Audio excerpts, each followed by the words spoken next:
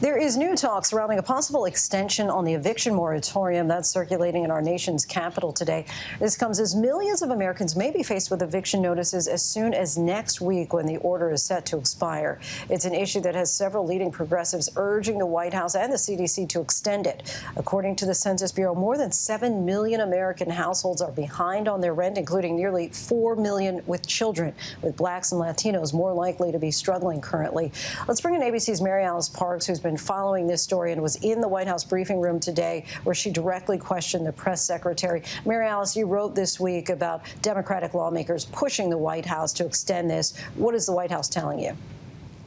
Yeah, Lindsay, I asked White House Press Secretary Jen Psaki about this, and she said ultimately it's a decision that the CDC will make. This eviction moratorium was put in place by the CDC as a COVID precaution. The idea that if families were evicted from their homes during the pandemic, they might start residing with relatives, with friends in more crowded households. So ultimately, the CDC will have the final say here. But we're learning that the administration is really seriously considering at least a 1-month extension. As you said, progressives are really pushing the White House to act on this. They say that people need more time to get their affairs in order, that this is a matter of health, racial, and economic justice right now as the economy is still struggling to get back on its feet. But hasn't Congress already allocated money for emergency rental assistance? Why are progressive Dems saying that there's still a need for this? Yeah, that's true.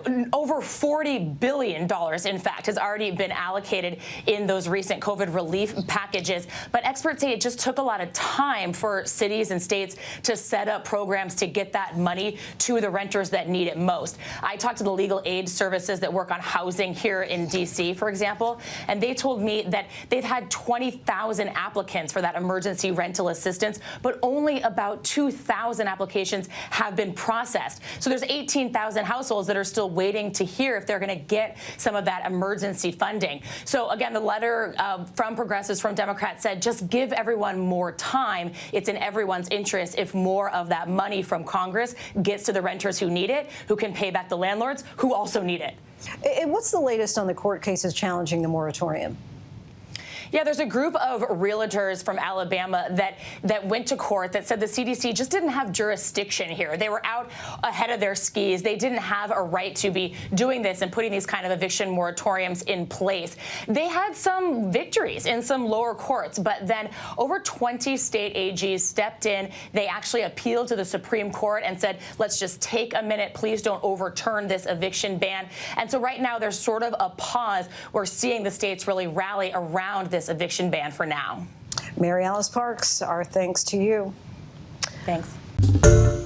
Hi, everyone. George Stephanopoulos here. Thanks for checking out the ABC News YouTube channel. If you'd like to get more videos, show highlights, and watch live event coverage, click on the right over here to subscribe to our channel. And don't forget to download the ABC News app for breaking news alerts. Thanks for watching.